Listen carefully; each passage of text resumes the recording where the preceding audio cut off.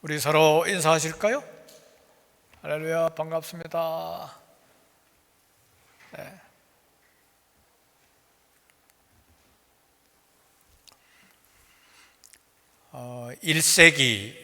1세기라고 하면 99년, 서기 99년 안에 있는 해를 1세기라고 말하죠. 예수님이 살아 계실 때, 이런 1세기의 유대인 역사가 한 사람이 있었는데, 역사를 기록한 그런 요세푸스라고 하는 사람이 기록한 신기한 이야기가 있습니다.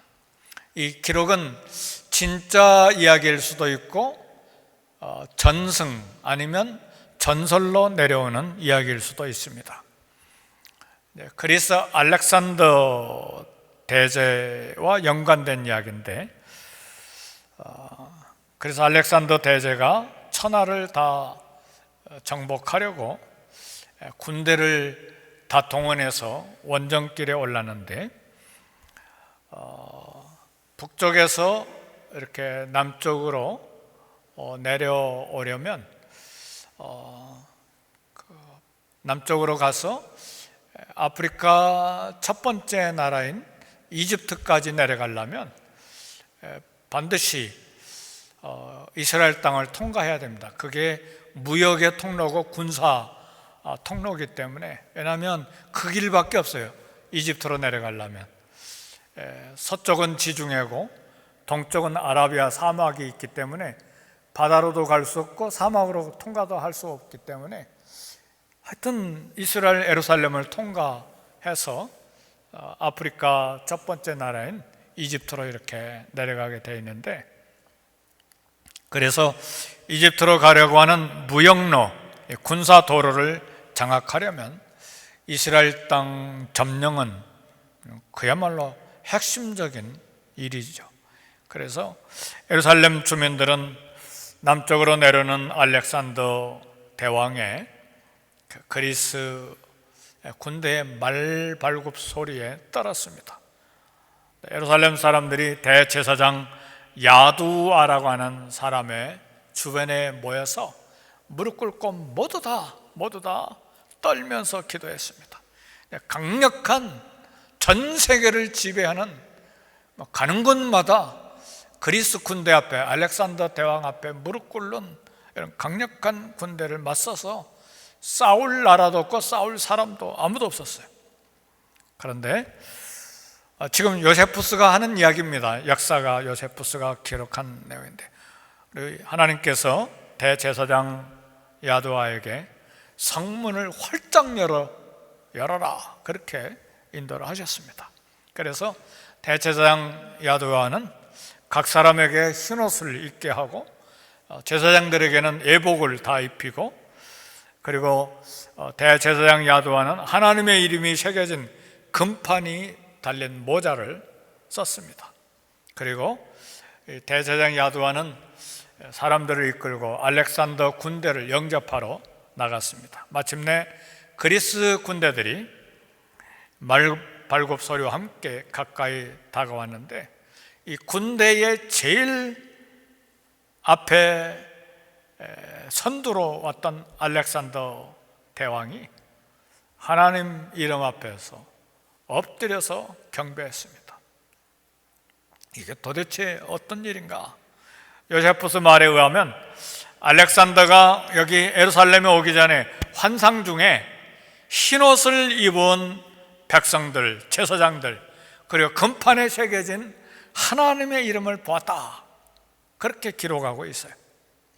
그래서 예루살렘에 도착한 알렉산더가 하나님 이름 앞에 엎드리고 대제사장 야두아의 지시로 하나님께 제사를 드렸는데, 이때 대제사장 야두야가 옛날 두루마리 성경 하나를 가져왔는데, 다니엘서 예언서를 가져왔어요. 그리고 그리스가 세계를 지배하게 된다는, 지금 당시는 지금으로부터 2000년 전이니까 2000년 전보다 200년 전인 다니엘 기록한 다니엘서에 기록된 다니엘서를 읽었어요. 그리스가 세계를 지배한다는 200년 전의 예언을 읽었어요. 실제로 다니엘서 8장과 다니엘서 10장에 보면 페르시아 다음에 헬라 왕, 헬라 군주라는 말이 다니엘서에 나와요. 헬라가 그리스잖아요. 놀라운 사실이죠.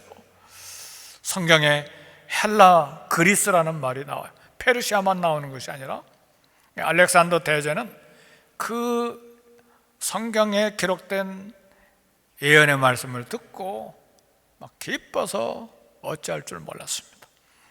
알렉산더는 성경 속에서 자신에 대한 이야기를 듣고 깊이 감동한 거예요. 자기와 자기 나라에 대한 예언이 성경에 기록되어 있다니. 그래서 알렉산더 대왕은 예루살렘을 보호하도록 자체 군대를 가지고 예루살렘을 보호하도록 하고 자체 법을 가지고 그 지역을 또 다스리도록 약속을 했습니다. 사랑하는 성도 여러분, 오늘 21세기를 사는 저와 여러분에게도 알렉산더와 같은 신비한 은혜가 있습니다. 예수님이 잡히시기 전 전날 밤에 오늘 저와 여러분, 우리를 위해서 중보 기도를 해놓으셨어요. 마치 알렉산더가 태어나기 전 200년 전에 다니엘이 그리스 제국에 대해서, 헬라 제국과 헬라 왕, 헬라 군주에 대해서 예언해 놓은 것처럼 2000년 전에 예수님이 잡히시기 전 전날 밤에 저와 여러분 한 사람 한 사람을 위해서 중보 기도를 해놓으셨다는 사실이에요. 이 말씀이 오늘 말씀의 핵심입니다. 그 내용을 사도 요한이 오늘 본문 요한복음 17장에 자세하게 기록해 놓았어요. 요한복음 17장은 성경에 기록된 대제사장 예수님의 위대한 중보 기도 내용입니다. 제사장이신 예수님이 자신과 제자들과 믿는 자들을 위한 중보 기도를 거기에 해놓으셨어요. 예수님이 복음 전파로 믿음을 갖게 될 사람들을 중보 기도 하셨어요. 오늘 우리가 예수님을 믿게 된 것은 예수님이 해놓으신 중보 기도의 결과입니다. 요한복음 17장 20절에 내가 비옵는 것은 이 사람들만 위함이 아니요 또 그들의 말로 말미암아 나를 믿는 사람들도 위함이니, 그러니까 제자들만 위함이 아니라 제자들이 복음을 전파해서 그 복음을 믿고 주님께로 돌아올 그런 믿는 사람들도 위한 기도다, 그 말이에요. 사랑하는 성도 여러분, 오늘 그래서 예수님은 승천하시고 이후에 사도들을 통해서 예수님을 믿게 될 수많은 모든 사람들을 위해서 중보기도 하신 것입니다. 그러니까 결론은 예수님 믿고 있는 오늘 저와 우리를 위해서도 기도를 해 놓으신 것입니다. 2000년 전 12사도에 의해서 증거되기 시작한 복음은 오랜 세월 동안 이어져 내려와 수많은 사람들이 믿음을 갖게 됐어요. 그 복음이 유럽으로 건너가고 미국으로 다시 건너와서 140년 전에 미국 선교사들에 의해서 조선 땅 한국 민족에까지 복음이 전해져 왔는데, 우리 예수님이 2000년 전에 중보 기도해 놓으신 결과입니다. 그 복음을 믿는 사람들이 바로 오늘 저와 여러분들 자신들입니다. 가정 환경이나 배경으로 보아서 예수님을 믿을 것 같지 않던 사람이 기적적으로 예수님을 믿고 신앙생활을 하는 것을 종종 봅니다. 예수님의 중보 기도 덕분입니다. 예수님은 중보기도 하셨고 사명자들은 복음을 전파했고 그 전파된 복음을 사람들이 믿고 우리가 믿게 된 것입니다. 1885년 4월 15일 인천의 아펜셀러 선교사님과 언더우드 선교사님이 척박한 조선 땅에 왔습니다. 그들이 들어올 때는 이미 나라 밖에서 번역된 한국어 성경 쪽복음이 이미 손에 들려져 있었습니다. 한국은 신기한 나라예요. 선교사님들이 오기 전에 벌써 중국과 일본에서 벌써 한국 사람들, 조선 사람들이 예수님을 받아들이고, 그리고 일본과 중국에서 벌써 선교사들이 조선 땅에 오기 전에 성경을 번역하기 시작했어요. 그런 나라가 전 세계 역사에 없었어요. 이런 모든 것들이 다 왜 이런 일이 일어나느냐? 예수님이 중보기도 해놓으신 결과예요. 조선 땅이 일본에 합방이 되고 한국에서 6.25 전쟁이 났을 때 영국과 미국과 캐나다 그리고 호주 수많은 성도들이 한국을 위해서 기도했습니다. 우리가 지금 우크라이나에 돈을 보내기도 하고 말라위에 돈도 보내기도 하고 조금씩 보내잖아요. 20불씩 이렇게 보내고 조금씩 모아서 10군데 선교사님들을 돕기도 하고. 근데 지금도 미국이 그런 일을 계속 하지만 우리 조선 땅을 위해서도 수많은 성도들이, 그래서 우리가 밀가루, 그래서 우리가 옥수수가루, 우유가루, 그 다음에 우리 몸보다 2배나 큰 군인들 옷도 까만 물 들여가지고 우리가 입고 다니고, 그게 다 미국 성도들이 기도하면서 보내는 것들이에요. 중보기도 한 것들이죠. 피비린내 나는 6.25 전쟁 그리고 보릿고개 가난을 벗고 이만큼 세계 10대 경제 강국이 된 것은 세계의 크리스천들의 중보기도 덕분입니다. 우리가 예수님을 믿고 복을 받게 된 것은 이들의 중보기도 때문입니다. 외국 선교사들이 한국에 들어와서 순교의 피를 흘리면서 중보기도 한 열매들입니다. 우리도 중보기도를 하고 순교의 피를 흘릴 때 우리 후손들이 복을 받고 또 다른 나라들이 복을 받습니다. 기도보다 좋은 유산은 없습니다. 끊임없이 쉬지 않고 중보 기도를 쌓아야 합니다. 자녀들에게 재산을 물려주는 것도 보람 있지만, 그러나 믿음의 유산이 훨씬 더 확실하고 안전하고 분명한 축복된 유산입니다. 자녀들을 위해서, 후손들을 위해서 기도하는 부모가 최고의 부모예요. 재산은요, 부모 시체 앞에다 놓고 가족들이 칼 들고 싸운다고 그러잖아요. 그러지 않더라도 형제들 간에 심각한 긴장이 초상을 치르는 가운데 일어나요. 돈이라는 게 그런 거예요. 자식들에게 돈 물려준다? 그거 그렇게 복된 거 아니에요. 우리 다 경험해서 그거 알아요. 사랑하는 성도 여러분, 중보기도는 수천 대 후손들에게까지 전달되는 축복입니다. 오스키니스라고 하는 몇 번 소개해드린 적이 있는데, 소명이라는 굉장히 유명한 좋은 책을 썼는데, 그곳에서 자신의 먼 옛날 할머니에 대한 이야기를 거기다 써놨어요. 할머니 이름이 제인 데스텔인데, 오스키니스 먼 옛날 할머니, 유대 여자인데 영국에 살다가 독일을 거쳐서 아일랜드에 정착했는데, 18살의 어린 두 아이들을 가졌는데 남편이 다른 친구하고 권총 결투를 했어요.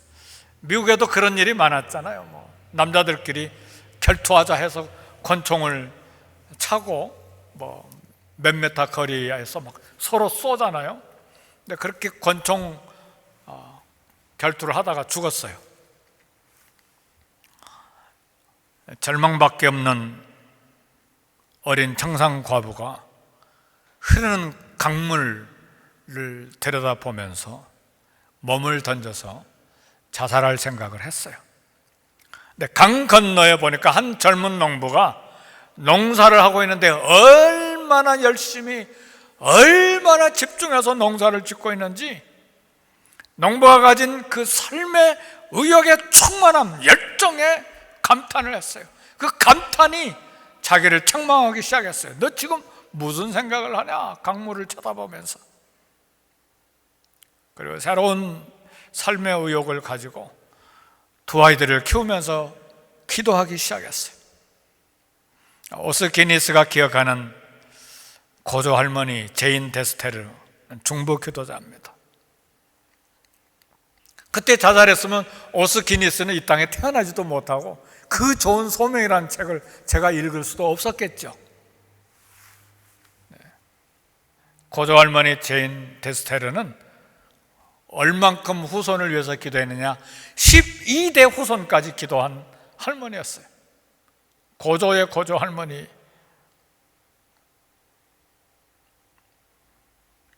고조 할머니 중보기도로 세계적으로 유명한 변증가 오스키니스가 됐다. 그것이 오스키니스의 고백이요, 간증입니다.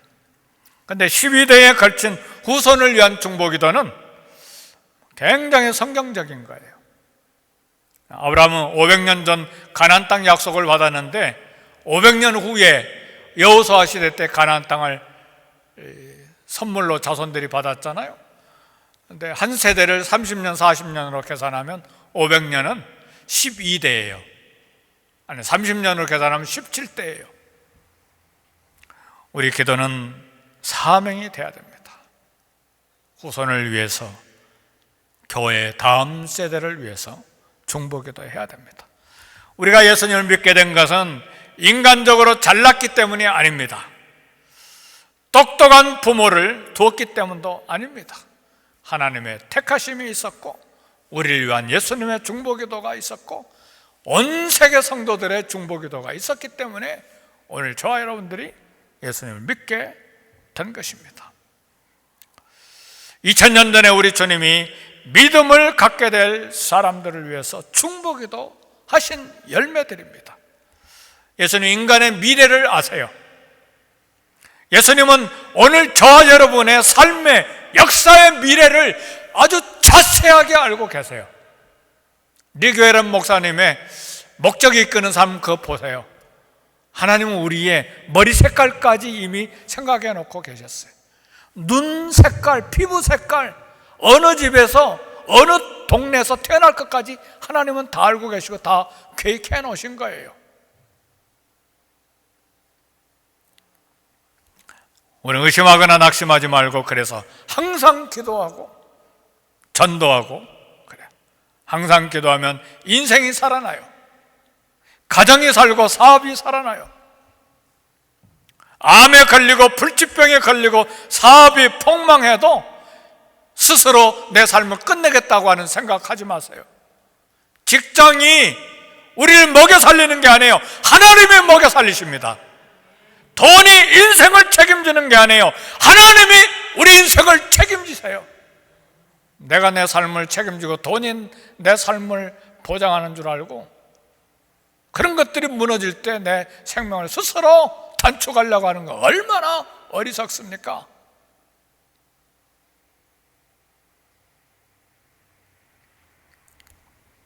예수님의 위대한 중보기도는 예수님과 우리가 하나가 되도록 22절에 내게 주신 영광을 내가 그들에게 주었사오니 이는 우리가 하나가 된 것 같이 그들도 하나가 되게 하려 함이니이다.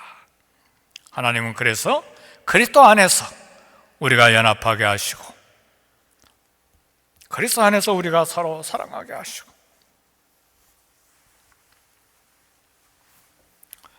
돈이 없어도 학력이 없어도 위대한 하나님의 나라의 백성이 되도록 하시기 위해서 우리 주님이 중보기도 하셨기 때문에 우리도 끊임없이 중보기도 해야 돼.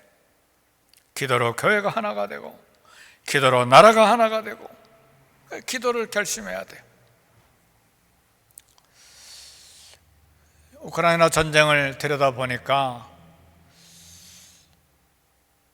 1991년도에 소련이 무너졌는데, 제가 선교지에 도착한 그 해에 소련이 무너졌는데, 볼셰비키 혁명이 70년 만에 무너졌는데 러시아가 또다시 한번 무너지게 생겼어요. 근데 아침에 우리 조마리아 선교사님 또 김노아 선교사님 부부를 생각하면서, 그렇게 죄를 짓는 러시아도 러시아 정교뿐만 아니라 루터란 처치도 있고 침례교도 많이 있고 우리 선교사님들이 세운 교회도 많이 있는데, 하나님 불쌍히 여겨주세요. 러시아를 위해서도 기도해야 돼요.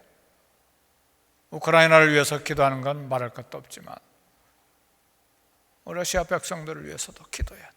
위대한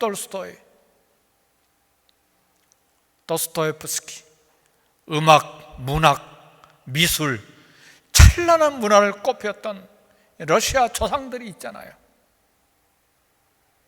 그들도 하나님의 백성들 가운데 있어요. 온 세계가 하나가 돼야죠.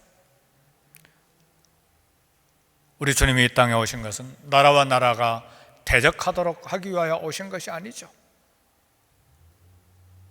하나가 되도록 하기 위해서 오셨죠. 그래서 12대 후손, 17대 후손까지 우리가 중보기도 하고, 조국 한국과 미국과 선교지를 위해서 중보기도 하고, 하나님의 기도 동역자로 쓰임받기를 소원해야 합니다. 중국을 위해서도 기도하셔야 돼요. 중국의 크리스찬이 7천만에서 1억입니다. 우리 한국 크리스찬은 600만인지 800만인지 중국 성도들과 비교가 안 돼요. 중국도 살아나야 됩니다. 우리는 막 민족 감정에 막 얼굴이 붉어졌다 빨개졌다 막 그러지 말고 하나님 나라 관점에서 봐야 돼요. 우리는 중보기도 해야 합니다. 일본을 위해서도 북한을 위해서도. 이게 크리스찬 세계관이에요. 우리는 한 나라 한 민족만을 위해서 이 땅에 온 것이 아닙니다. 물론 내 민족을 사랑해야 되지만 동시에 전 세계 하나님 나라 백성들을 생각하고 중보기도 해야 합니다. 우리 성찬식 하겠습니다. 우리 기도와 예물과 예배와 죄 용서함과 구원과 하나님과 대화, 이 모든 축복은 예수 그리스도의 피와 살을, 몸을 통과해야만 합니다. 예수님의 피와 살로 휘장 가운데로 열어놓으신 새로운 살길을 예수님께서 몸이 지키시고 피를 흘리심으로 열어놓으셨어요. 그러므로 형제들아, 우리가 예수의 피를 힘입어 성소에 들어갈 담력을 얻었나니 그 길은 우리를 위하여 휘장 가운데로 열어놓으신 새로운 살길이요 그 휘장은 곧 그의 육체니라 그랬어요. 우리가 하나님 아버지의 사랑하는 자녀의 관계가 된 것은 예수님의 희생입니다. 오늘 우리의 희생을 통해서 우리 교회가 하나가 되고 우리의 희생과 중보기도를 통해서 온 땅이 연합하고 하나가 되는 이 은혜를 기억하고 성찬에 참여하고 우리의 삶의 방향을 그리스도 목표로 두고 이렇게 걸어갈 수 있기를 바랍니다.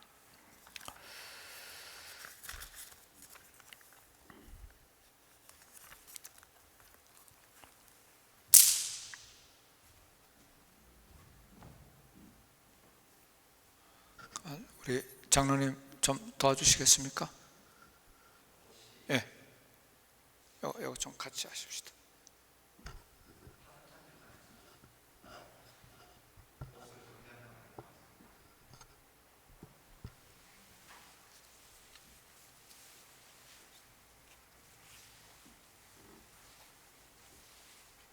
네, 됐습니다. 안 오셔도 됩니다.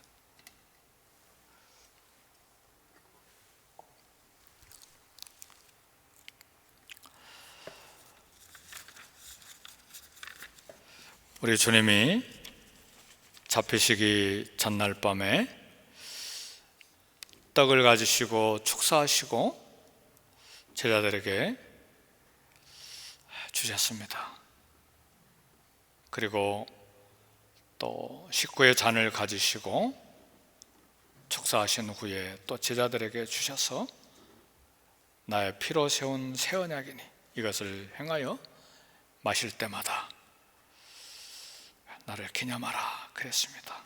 이 시간 주님의 몸, 주님의 잔을 대할 때에 예수님의 몸으로 또 예수님의 피로 기억하시고 이 떡과 잔을 받도록 하겠습니다.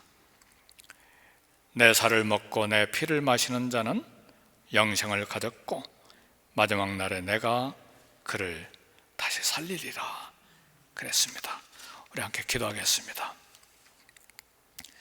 이것은 너희를 위하는 내 몸이니 이것을 행하여 나를 기념하라 하신 주님, 이제 우리가 주님의 뜻을 받들어 이 거룩한 성찬에 참여하고자 하오니 우리에게 긍휼을 베푸시사 떡을 나눌 때에 주님의 몸을 대함과 같이 신령한 은혜가 넘치게 하시고 참여하는 자들에게는 생명의 능력을 확신케 하는 거룩한 떡이 되게 해 주옵소서.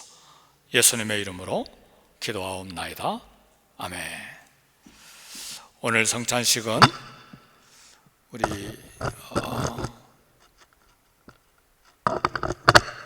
각자가 나오셔서 먼저 떡을 받으시고 그리고 잔을 받으실 수 있기를 바랍니다. 이렇게 한 줄로 나오셔서